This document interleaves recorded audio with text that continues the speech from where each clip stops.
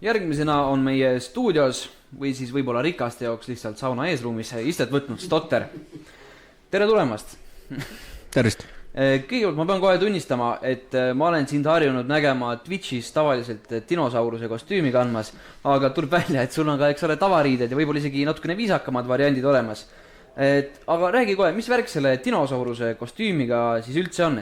Kas on seal mingi sügavam ajalugu taga või on ta rohkem vaatajate lõbustamiseks? Jaa, Dinostotter on ikkagist, ütleme siis aastast 2018 umbes, kui ta esimesena nagu kaamera ette ilmus striimi. Aga tänapäeval ta on lihtsalt üks ükene, kuidas ma ütlen, striimi pointide eest võimalik redeemida tunniks ajaks inimeste ette, lihtsalt lõbustama. Inimestele mingil põhjusel meeldib näha mind dinosauruse kostüümis. Ja peangi ise tunnistama, et tõesti väga paeluv on näha, kui sul on kaamera ees dinosaurus, kes teinekord joob pitsist viina. Sellel aastal oled sa siis nomineeritud aasta parima Just Chatting ehk siis lihtsalt vahutaja striimeri kategoorias. Millest sa üldse tavaliselt enda striimis juttu teed? Kas läheb kõik, mis tuleb, läheb letti või on ka mingeid läbikäivaid teemasid, mis tihti tulevad ülesse? Põhimõtteliselt see esimene pool, et ma räägin lihtsalt, mis pähe tuleb, et ütleme ausalt, et ma otseselt ei teegi ainult just chatting, ma teen ikkagist absoluutselt kõikidest asjadest, ma mängin mänge erinevaid.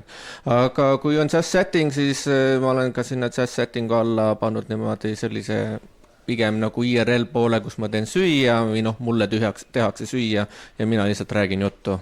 Lihtsalt mis pähe tuleb või suhtlen enda vaatajatega.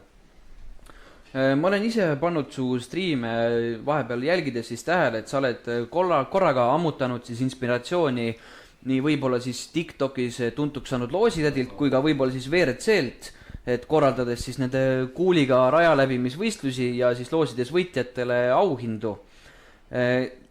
Tekib aga küsimus, et kust tulevad sul need auhinnad? Kas see on sinu enda panus, mida sa siis tahad, et lihtsalt panustad, et anda tagasi enda vaatajatele või on ka sul mingid sponsorid, kes võib-olla aitavad siin nende looside asjadega? Rääkides nendest Marbelsi, siis ralli justkui loosides, siis jah, kõik on ikkagi minu enda taskust või ütleme ausalt ikkagi striimi taskust, kõik mis striimist tuleb, läheb ikkagi vaatajatele tagasi, kas siis mängude näol, mängude loosi näol või igakuisete subscriberite looside näol.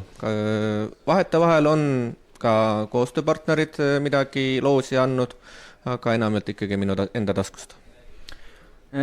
Sisumaa ehk siis rollimäng plokimängus. See aasta oli tegemist siis üpris populaarse mänguga, kus tegelikult sisuloojaid oli päris palju. Kuidas sa ise seda sisumaad mängima sattusid ja mis on sul võib-olla meeldejäävamad hetked? Mind kutsuti siis eelmise aasta, kuidas ma ütlen, septembrikuul. Chris Poiss võttis minuga ühendust ja kutsus mind osalema sellises suures projektis nimega Sisumaa. Miks ta mind kutsus? Ilmselt sellepärast, et ma olen talle varem silma jäänud, et me oleme varem tegelikult kokku saanud, koos asju teinud ja kutsutigi siis sinna Sisumaa SMP-sse siis Minecraftis mängima erinevate teiste sisuloojatega.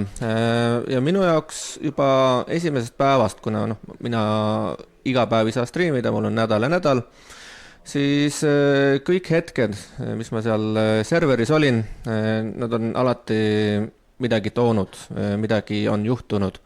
Aga näiteks samuti Kelloks, kes siin just enne istus, temagi oli meil seal serveris olemas, temaga koos RP-d tegin ja väga hästi läks ning kuna tema, kuidas ma ütlen, oli niisugust pahalase rolli, kelle hinges oli siis see pahalane ja mina olin siis see justkui usupealik, kes siis usujõuga ja erinevate loitsudega tõmbas selle hinge, selle kurja hinge sealt välja. Sinu konkurendid Just Chatting kategoorias on sellel aastal siis Einar Kuusk ja Narkoment. Kas sa oled ka ise enda konkurente jälginud ja võib-olla nende striimidest šnitti võtnud? Ütlen ausalt, Narkomenti nägin esimest korda, seal nagu üldse nimekirjas ja siis ma läksingi vaatama, millega ta tegeleb. Ja Einar Kuuska ma tean, aga jällegi Einar Kuusk alguses ei ole, siis ta mingi hetk oli ja siis ta nüüd jälle ei ole. Seega väga sealt snitsi midagi nagu ei võtnud, et pigem siin ikkagi teised just setting streamerid, kes siin on olnud meil. No kindlasti ka see oma peaga mõtlemine on see, mis tegelikult on taganud ka edu paljudele streameritele. Ja siia lõppu veel, just chatting kategoorias. Kes täna selle võidu koju viib ja on sul midagi oma konkurentidele või toetajatele öelda? Toetajatele kohe kindlasti suured tänud, et te mind nii kaugele tõite, see on minu jaoks juba suur võit, kes võidu koju viib, eks me seda saame peagi näha, nimesi me ei hakka siin nimetama, ikka loodan enda peale, aga kardan, et seda lihtsalt ei juhtu. Aga tänud sulle, Stotter, ja nüüd vaatame üle, kes on selle aastase gala Just Chatting nominendid.